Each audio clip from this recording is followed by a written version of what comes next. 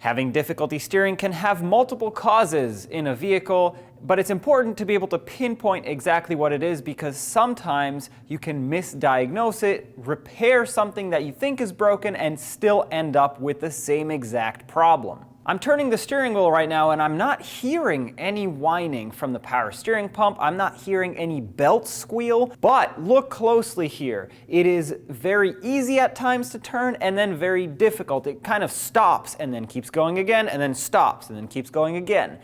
That has to do with something before the power steering pump. A question for you is, do you know what this is and how it is related to you safely driving your vehicle on the road? As you might imagine, there needs to be a connection between the steering wheel and the wheels themselves. So, on most vehicles on the road today, you have what's called a steering shaft. So if that's what you guessed that this part is, you guessed right. Now this part needs to be able to somewhat pivot. So basically what that means is the input and the output of the steering shaft are not aligned with the center of the steering shaft. And then this is how it would turn. This is not the same angle, and the U-joint is crucial in transferring that force, the rotational force, from one end to the other.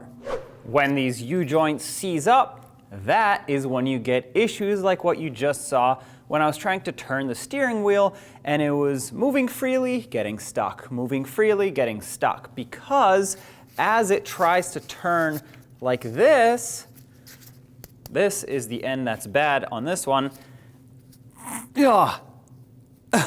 It takes a lot of force to overcome that movement and to make it spin, and that translates to that notchy feeling in the steering wheel. And of course, the more joints that freeze, the worse it gets, and the more they freeze, because first they start getting stiff, then they really seize up, well, the worse the symptom gets in the steering wheel. Let's get this steering shaft replaced, the vehicle fixed, and then let's talk about some more details.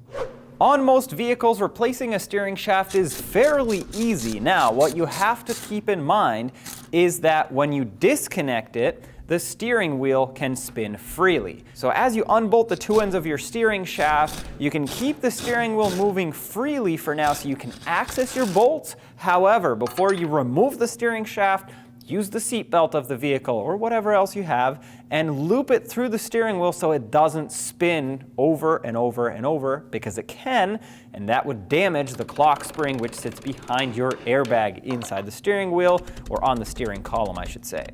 Then you are safe to remove your steering shaft from the vehicle. When installing it, I always recommend putting anti-seize on the two ends or some grease, whatever you have, so it can prevent corrosion from building up. Insert your new bolts and torque them to spec. It's important that you torque these so that it can clamp on properly as the manufacturer designed it to. Then you can pull the seatbelt off the steering wheel. There's no alignment needed for this because you're not altering the suspension or the steering components in the front end at all. You're just replacing the connection between the steering wheel and the steering rack and pinion in this case. So you're not messing up the alignment at all. Now with this steering shaft replaced, you might ask, why do these go bad in the way that they do? Well, if you look really close, right by the U-joints here, they have small rubber seals, and these rubber seals, well, they can only last so long before they let moisture in. Water, debris, especially the ones by the lower steering shaft connection point, that is right on the steering rack and pinion, and that gets blasted with the elements every time you drive when it's not nice and sunny and dry outside. So this one is a candidate of that happening.